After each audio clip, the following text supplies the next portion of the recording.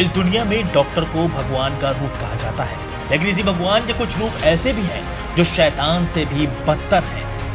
आज बात राजधानी लखनऊ में रहने वाले उस इंसान की जिसका सब कुछ डॉक्टर अब्दुल्ला की लापरवाही ने छीन लिया।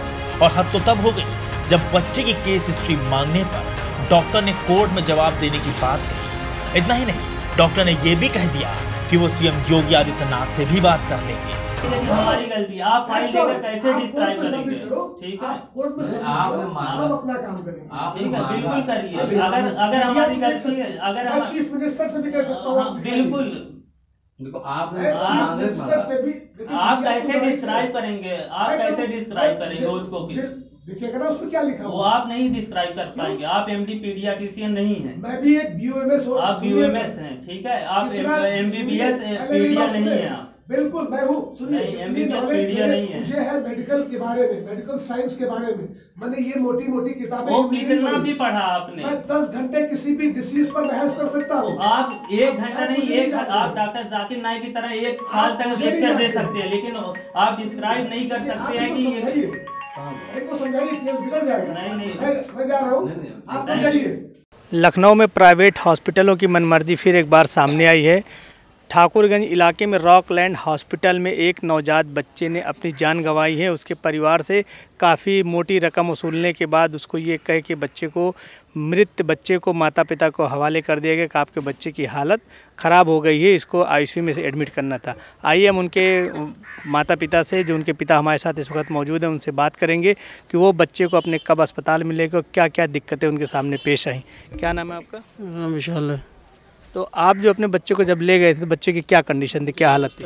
कंडीशन थोड़ी ख़राब थी और एडमिट कराने को उन्होंने सोचा सिर्फ खाली ऑक्सीजन दिलाने के लिए, तो उन्होंने एडमिट कर लिया और ये भी नहीं बताया कि बच्चे की कंडीशन ख़राब है, हम नहीं ले सकते हैं। लेकिन जब भी उन्होंने ट्रीटमेंट चालू कर दिया था।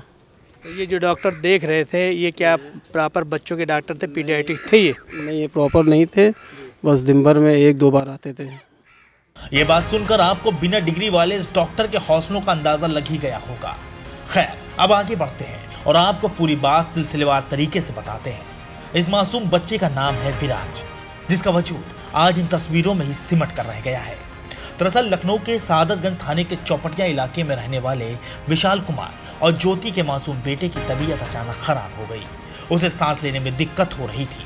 विशाल अपने मासूम बेटे विराज को लेकर घर के पास मौजूद शादाब हॉस्पिटल पहुंचे, जहां से डॉक्टर ने उन्हें अपनी ही एम्बुलेंस में ठाकुरगंज थाने के पास मौजूद रॉकलैंड अस्पताल में भिजवा दिया। बस यहीं से शुरू हुआ इलाज के नाम पर लूटपाट का खेल। परिजनों की माने तो रॉकलैंड अस्पताल में दाखिल होते ही 15,000 रुपए जमा करवा लिए गए, लेकिन इलाज शुरू होते ही अस्पताल ने उनसे और रुपए जमा करने की बात कही। परेशान विशाल किसी भी हाल में अपने बेटे की जान बचाना चाहते थे। डॉक्टर ने भी उन्हें विराज के स्वस्थ होने का भरोसा दिया था, लिहाजा विशाल भी पैसे जमा करते चले गए।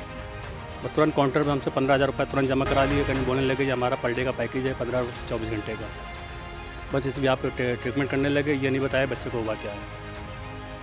मासूम विराज का इलाज चलता रहा, लेकिन 15 दिसंबर की सुबह यानी आज डॉक्टरों ने परिजनों को बताया कि बच्चे की हालत खराब हो रही है, लिहाजा उसे वेंटिलेटर पर रखना होगा, जिस पर परिजनों ने भी हामी भर दी। लेकिन कुछ वक्त बाद ही डॉक्टर ने मासूम विराज को मृत घोषित कर दिया। हमारा बिल्कुल वर्किंग में था सर, बिल्कुल अच्छा था, दूध पी रहा था, रो रहा था।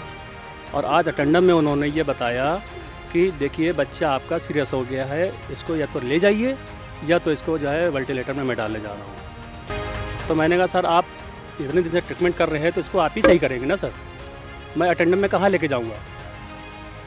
तो उन्होंने जैसे उसके मुंह में नली वली डाली, तो जब मैं अंदर देखने गया एनआईसीयू में तो देखा कि उसके चेस्ट पे पंपिंग करी जा रही थी। बच्चा वो डेड हो चुका था पहले सर। बेटे की मौत की खबर ने पूरे परिवार को तोड़ कर रख दिया। उसके बाद बच्चे के मामा ने जैसे तैसे हिम्मत बांधी और डॉक्टर अहमद से बच्चे की ट्रीटमेंट रिपोर्ट और उसकी मेडिकल हिस्ट्री मांगी। मैं जब एनआईसीयू में गया हूँ दोबारा बच्चे के रिपोर्ट फाइल लेने के लिए, तो उन्होंने पहले सबसे बड़ी बात तो ये कही कि मैं फ़ाइल नहीं दूंगा। तो मैंने कहा फ़ाइल आप किस भी आप पे नहीं देंगे, आपने ट्रीटमेंट किया है, किस वजह से किया है, मैं भी देखना चाहूँगा, मैं आगे दिखाना चाहूँगा। तो कहने लगा फ़ाइल मैं सीधे कोर्ट में दूंगा। उनका मेरा ये बात, उनका बोलना मेरे को बिल्कुल नागवारा लगा सर।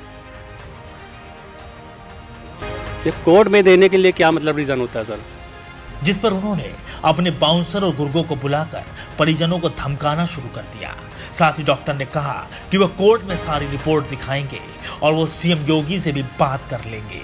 इतना ही नहीं, मौके पर डॉक्टर की तरफ से पहुंचे किसी पत्रकार ने भी परिजनों को वापस जाने की धमकी दे डाली। पत्रकार को उन्होंने उस पर ऊपर बुलाया था रेस्क्यू में, तो जब मैं रिपोर्ट लेने के लिए गया तो हमसे पूछा आप कौन, तो हमसे कुछ सवाल जवाब देके हमको सीधे नीचे भागने का धक्का दे करके। जी, पत्रकार ने। मासूम विराज आज इस दुनिया में नहीं है।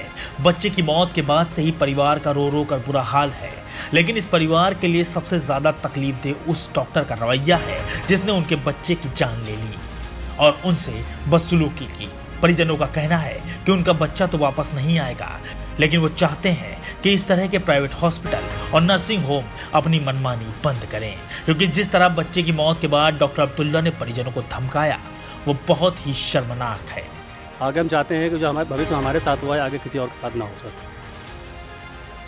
तो आप देख रहे थे ये बच्चे के मामा थे और बच्चे के पिता, दोनों लोगों का ये कहना कि जो इन्होंने इतनी मोटी फीस जमा की और बच्चे का इलाज प्रॉपर तरीके से नहीं हो पाया, इनको अंधेरे में रखा गया।